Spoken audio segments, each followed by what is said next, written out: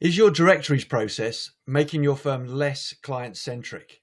So I talk to a lot of firms about the future vision and the current challenges of their client listening programs.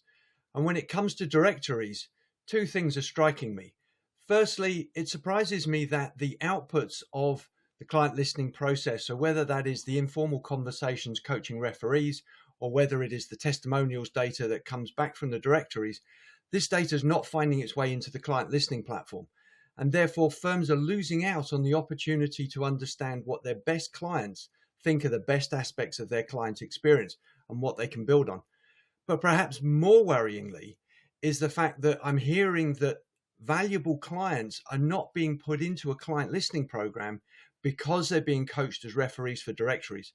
And this is really dangerous because you've got high value clients, but you're saying to them, we want you to give feedback, but we want you to give it to a third party so that we're not learning from it.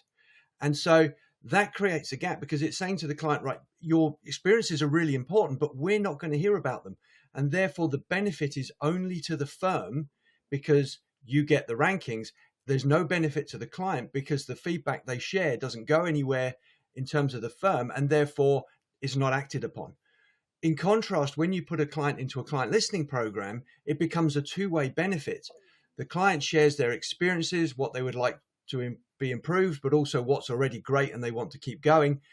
And the firm can act on that. They close the loop, the client benefits, the firm benefits because they get new insights that they can then use to strengthen the relationships of lots of different clients.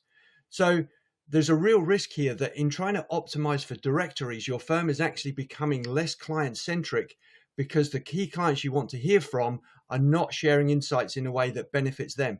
And as a result, over time, that's going to undermine the relationship rather than a traditional client listening program that strengthens it.